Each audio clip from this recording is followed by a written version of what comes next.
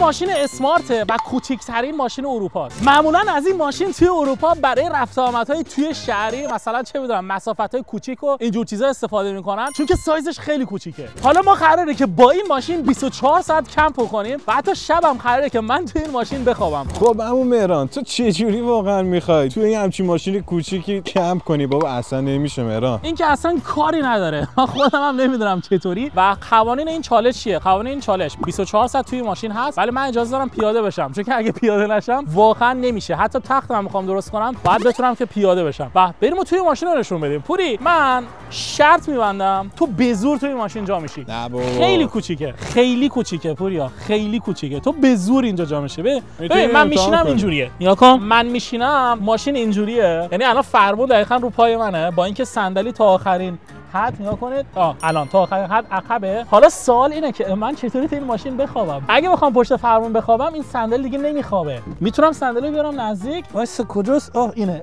حواسم نه نمیخوابه. میبینی؟ یا من میتونم اینجوری بخوابم یا اینکه مثل همه ویدیوهامون یه کار خفن بکنیم. یعنی چی؟ از اینجا رو نگاه کن این سمت شاگرده. درسته که این ماشین خیلی کوچیکه ولی شما میتونی یه حرکتی بزنی میتونی اینو بخوابونی. جدی؟ آره. ماشینای دیگه نمیشه. دیده ماشین کوچیک بود هنوزم کوچیکه. واقعا. کوچیک‌ترم شد احساس میکنم.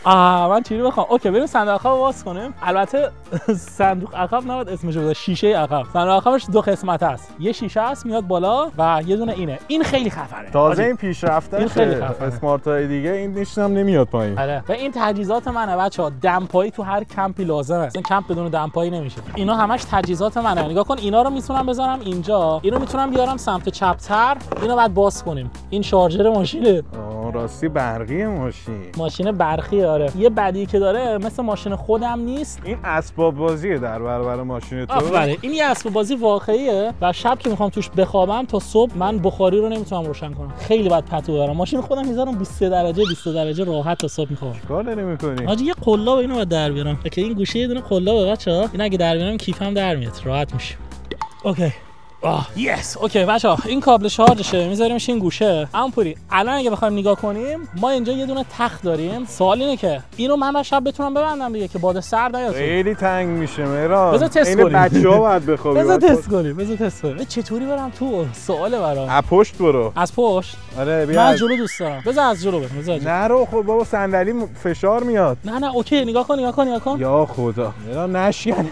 امکانش زیاد. صاحب این ماشین بدونه تو خب همچین کاری داری میکنی. چطور الان؟ ببین سرم خیلی خالیه. اگه اینو ببندی عمرن اگه جاشم. اینقدر زده بیرون از کنار. کوچیک‌ترین ماشین اروپا. این اسمارت دیگه از این کوچیک‌تر نیست. از این کوچیک‌تر یه مدل هست ولی از اون خیلی کمه. این کوچیک‌ترین ماشین اروپا است که شما واقعا هر روز تو خیابون می‌بینید. الان به نگاه کن. اگه بخوام کلم خالیه. کمرم انگار یکی داره گله اینجامو میشکونه و هی داره زور میزنه. خداش به نظرت میتونم 24 ساعت کاری نیست که یه شبه. میتونی ولی فردا یه مهران چروکیده تحویل میگیری. بذارم بالاتر.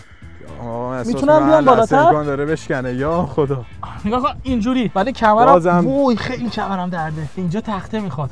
بازم درازی. ولی اینجوری اگه بخوام صندوقو میشه بس. اوکی بچه‌ها کانسپت کارو فهمیدیم چیه؟ من اول نمیدونستم این صندلی خوابیده میشه. من می‌خواستم اول صندلی رو در بیارم. بعد اومدم اتفاقی کشیدم تا میشه. به نظر من یکی از سخت‌ترین در حین حال یکی از خفن‌ترین کمپایی که آدم میتونه انجام بده. ولی تو این کمپ ما از ماشین میتونیم در بیاریم دیگه. فقط شب تو ماشین می‌خوام اون دیگه در کل بعد کمپ کنیم. شدنیه تو میتونی. شدنیه. لیتس گو. از آخر بیام بیرونم میشه. درسته؟ یا خدا. من هر لحظه احساس می‌کنم قراره یه جایی ماشین. آخه این ماشین استاندارداش با تو یکی نیست قرونت. ببین اینو معمولا یه خانم دکتر میخره سوار میشه میره مطب پایین مطب ماشین رو میزنه تو شارژ کارش تمام میشه ماشین شارژش پره میاد بیرون. شرکت اسمارت هیچ وقت فکرشو نمیکرد مهران که بیاد این ماشین رو بخره اول از همه باش بره یه کشور دیگه یه ویدیو بگیره که اگه اون ویدیو رو ندیدید حتما ببینید بعدش بیاد تو این ماشین کمپ کنه. این اصلا فکرشو نمیکرده. اینو ببندیم اینم ببندیم. همونطوری برو بشین میخوام ببینم یه غولی مثل تو این ماشین جا میشه یا نه. اول از همه کیفولینه منو بردار. وسیله‌های مهران کی برداریم. بچه‌ها من وسیله‌مو گذاشتم تو پذیرایی. این دیگه پذیرایی خونه منه. صندلی تا آخر دادم عقب ولی جا نمیشی یعنی. آره دیگه بابا کوچولوه ولی خب اوکیه. واقعا جا نمیشی. اوکیه. من میگم جا نمیشی میگه اوکی. کردن نیست. نه ولی توش خداییش بشینی اوکیه آره. جا داری. ولی خب سوار این ماشین که میخواید بشید بچه‌ها اینو بعد در نظر بگیرید که دیگه صندلی رو نمیتونید بخوابونید یا هر چیزی دیگه. صندلی حدش همینه. خب اما پوری جونم من برم؟ آره دیگه برو ببینم چیکار می‌کنی. ای بابا این ماشین کلیدی اصلا حواسم نیست. بچا کلید ماشین اینه، یا کن حال کن نگاه کن آپشن داره. خب اما پوری یه چیز بهت یاد بدم راحت باشی. ببین کلیدو که میچرخونی خود ماشین برقی استارت نمیخوره، ولی بچرخون اونجا که بنویسه ریدی. خب آره منظورش این نیست که ریدی، منظورش اینه که ماشین آماده است. خب اما پوری برو اینا چیکار می‌کنی؟ لیتس گو. شتابش اول تست بکن. من شتاب تست کنم. البته ببین دو تا سنگین وزن. آره این ماشین بنده خدا الان چه عذابی داره میکشه. یه چیز بهت بگم، دور که می‌خوای بزنی با این ماشین سر جای خودش هم میتونه دور بزنه. جدی؟ آره دیگه. سر جاش که نه، حالا ببین به اندازه دو تا ماشین جا نیاز داری، چون لاستیک عقبش نذاره میچرخه. شتابش پایینه ولی بد نیست. حالا اینجا 30 تاست میرم یه جایی که 50 تاست. نه بزن برو. شتابش بد نیست. بد نیست نسبت به ماشین اسمارت کوچولو خوبه. میدونه بدی ماشین برقی مخصوصا این چیه؟ شتاب داره ولی اگه دو تا گاز بدی باتریش خالی میشه. بعد هول بدی دیگه. چقدر نرمه مهران نسبت به کوچولویش. ولی همه چیزو حس میکنه کف خیابون. آفرین اینو دیگه. اینش بده. بعد اکثرا تو باید کولر خاموش با این ماشین رانندگی کنی که شارژ زیاد استفاده نکنه. ماشین چرت. خب آقا ما بریم این ماشین دور بزنیم و بعدش من دیگه تا فردا تو این ماشینم. شبم بعد اینجا بخوام.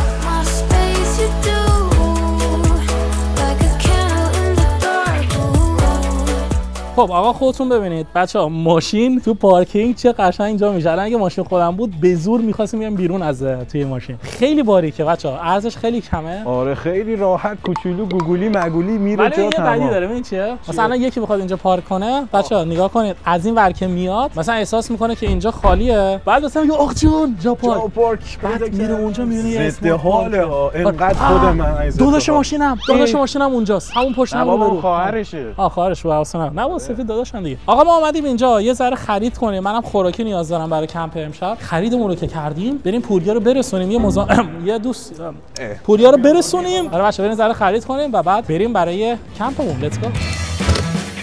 به خب آقا ما خریدمون هم انجام دادیم و بریم برای کمپ امروزمون.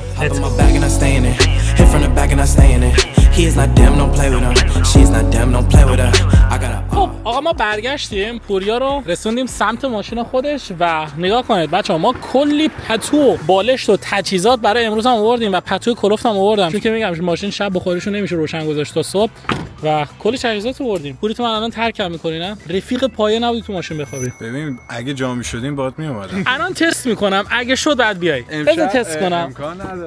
نگاه کن بهونه میاره. اینو بزن. میشه. دهنت سرویس میشه. پوری نگاه کن میشه. فرمونو می‌خوای چیکار کنی پسر؟ فرمونو در میارم می‌کنم یه جام. بخوابه. در میارم می‌کنم یه جام. تو چیکار داری؟ این شب سختیو داریم اینا. دلم به حالت نیست. بچه‌ها سمت راننده‌شم تا اینجا میاد. تو شانس آوردی چون اگه میومد پایین میوردم. دیگه گفتم ولی یه خوبی که داره میتونی این صندلیه رو به عنوان میز استفاده کنی، لپتاپ پرتو بذاری به عنوان میز دیگه. تمام شد. ایزی. لیتس گو. بریم چالشم. خب آقا عمو پوری هم رفت. آخش من موندم و یه اسمارت کوچیک‌ترین ماشین اروپا. بچه‌ها تجهیزاتمون هم الان دیگه تقریبا کامله. فقط شام نداریم که شام بعد بیرون بگیریم بخوریم و همین دیگه. من فقط از این خوشحالم که از ماشین میتونم پیاده شم، یعنی راحت میتونم برم دستشویی، میتونم همه کار بکنم. اگه قرار بود که 24 ساعت فقط تو ماشین باشم دهنم خیلی سرویس میشد، یعنی واقعا سخته 24 ساعت فقط تو این ماشین. چون اصلا جایی نداری هیچ کاری نمیتونی کنی. تسلا راحت میرفتی پشت میخوابیدی، این نه، این باید صندلی رو بخوابونی و میخوای بخوابونی بچینی بعد پیاده شی. بریم یه جای خیلی خفن پیدا کنیم برای کمپ و یه فکری هم بکنیم برای شام.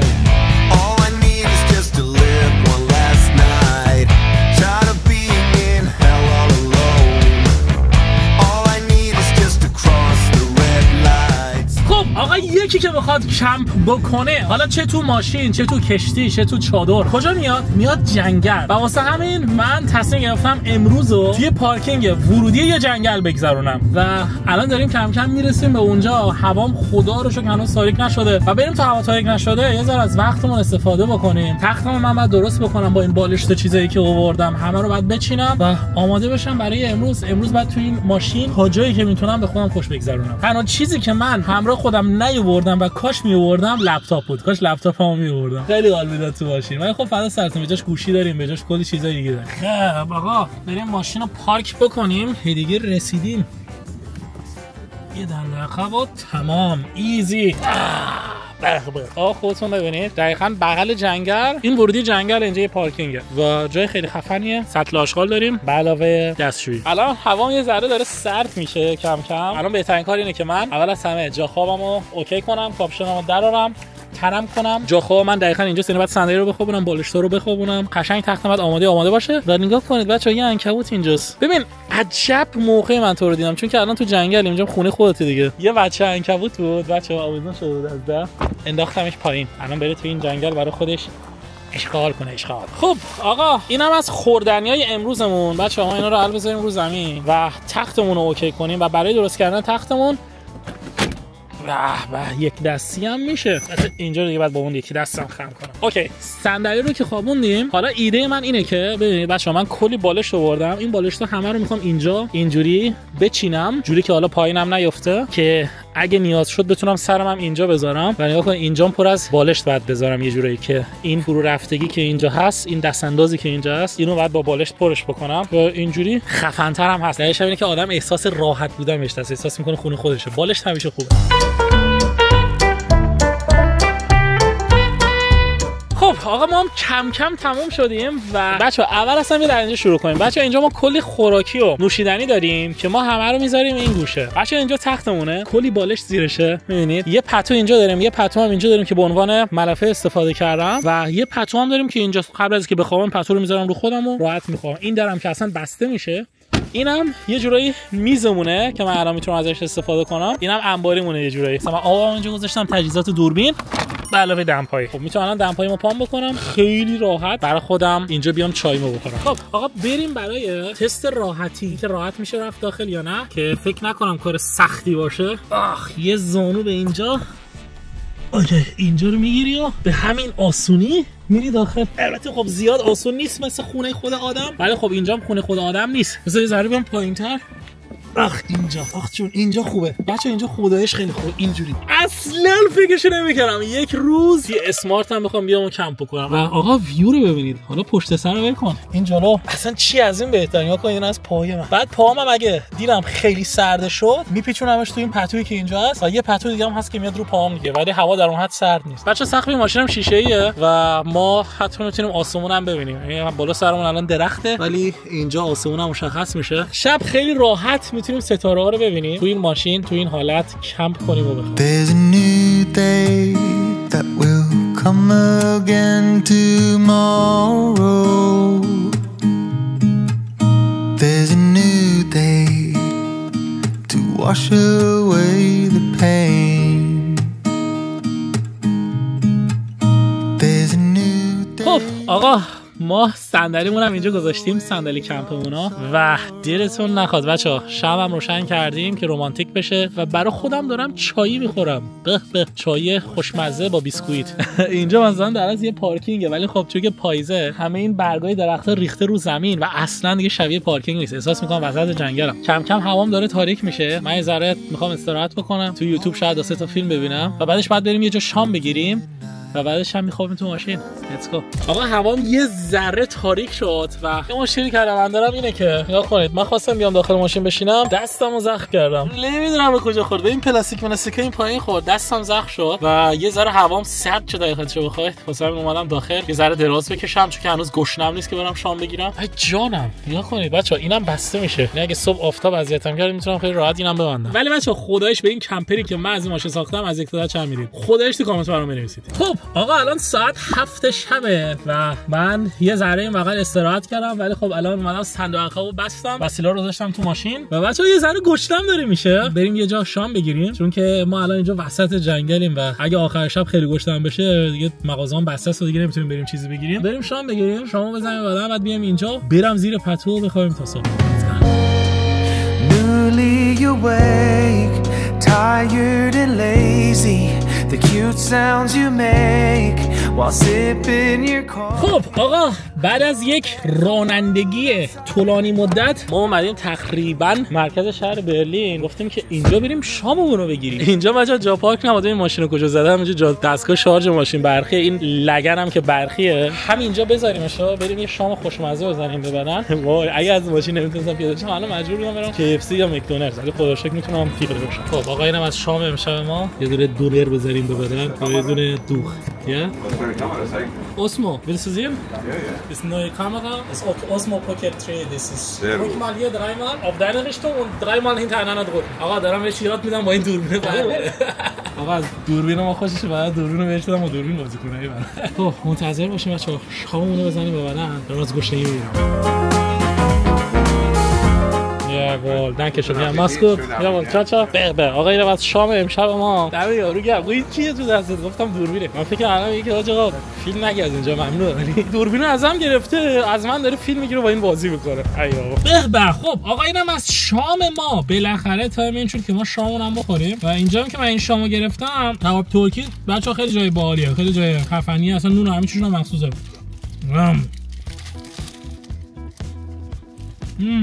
دلتون نخواد بچه خیلی خوشمزه.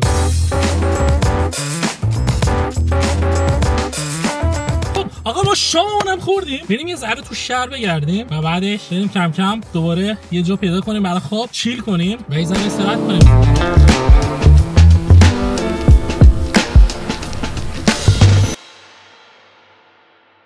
هولی شیت بچه همین الان من از اینجا رد میشدم دارم میرم سمت اونجایی که میخوام شب بخوام. بعد این گراز رو ببینید، هولی شیت چقدر بزرگه. ما الان بچه بیرون از برلینیم. خب بعد داشتم به این فکر میکردم که من امشب قراره که یه جایی برم بخوابم که همین الان تو مسیر ما یه دونه گراز به این بزرگی دیدیم. بچه اونجایی که من میخوام بخوابم صندوق‌ها باید باز بذارم، بعد ویوش رو به جنگله، یعنی اگه گراز چیزی هم باشه میاد مستقیم سمت ماشین. البته خب من تو جنگل خب خیلی زیاد خوابیدم و اصلا نمیترسم از گرازم، نمیترسم. فقط الان باید خیلی حواسم باشه که با این ماشین فسقلی که امانتم هست به حیوان چیزی نزنم. از اون بعد خیلی حواسم باشه، چون اگه بزنم یه گرازی یه چیزی قشنگ این ماشین تا زانو من جمع میشه. ولی خب در کل امنیت و استانداردش از پراید به نظر من خیلی بهتره. خب آقا ما بالاخره رسیدیم. واه اینجا هیچ کس نیست، هیچ کس نیست. تنها کسایی که الان اینجا هستن من هستم، یعنی تنها کسی من که یه نفر. خب آقا شما خودتون وضعیت ماشین رو ببینید. ما وسط ناکجا آباد جایی که هیچ کس هم نیست ماشین رو گذاشتیم. ای بابا این زیرک چقدر خالیه. اینجا میتونم کلی تجهیزات بذارم. عجب ایده خوبی. اونجا میتونم بیشتر تجهیزات من بذارم. ایده خیلی خوبی به نظرم. اوکی بس یه اسباب کشی کوچولو بکنیم، کوچولو و تجهیزاتمون بذاریم این.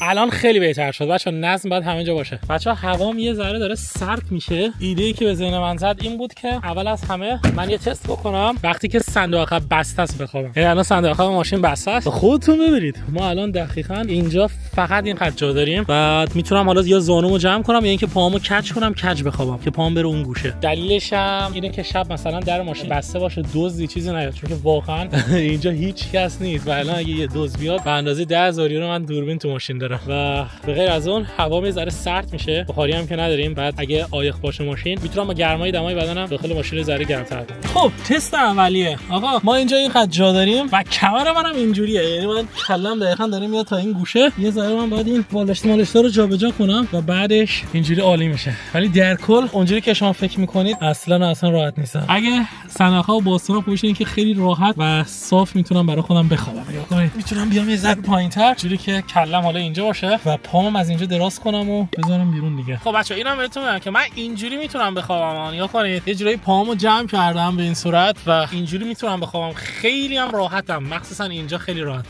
ولی خب کل شبو نمیتونم، یعنی به هر حال من یه ذره پامو بعد بتونم دراز بکنم و اینجوری نمیتونم بخوابم.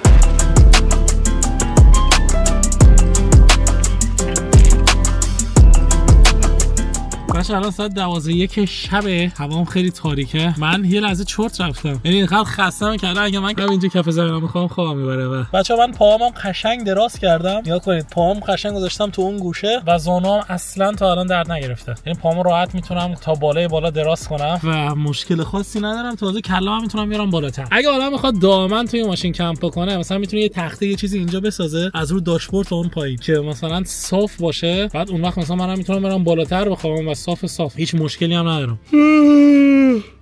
هر جا که هستی شب روز شما بخیر باشه. ما هم یه دوربین اینجا داریم که تا صبح از من فیلم میگیره. البته امیدوارم که نور به اندازه کافی باشه و شب شما بخیر. ماچ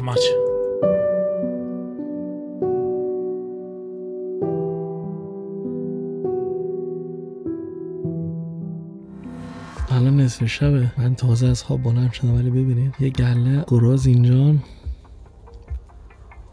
دارم غذا میخورم. فکر کنم صدا منو شنیدم. منم یو از خواب بلند شدم و هنوز بچه من صندوق عقب باز نکردم و دارم سعی میکنم همینجوری بخوابم. تو خواب همین خواب رفتم یهو پا شدم. صبحتون بخیر بچه. الان ساعت بچه 6:54 و همین الان من پیاده شدم رفتم بالا بهتون یه دستشویی کردم، بعد این پایین رو باز کردم ولی شیشه بالا رو بستم، فقط پایین بازه. پاهامو بالاخره دراز کردم، خیلی حال میده الان، خیلی خفنه. شاید باورتون نشه ولی خیلی راحته جاش، خیلی راحت. پتو هم که رو من اصلا سردم نیست. خدا رو شکر که این پتو رو من آوردم. خواستم پتو زرده رو اول بیارم، بعد یادم افتاد که اصلا شب هوا سرد میشه، بخاری ماشین باید خاموش باشه. بریم یکی دو ساعت دیگه هم بخوابیم، بعد پاشیم صبح بزنیم.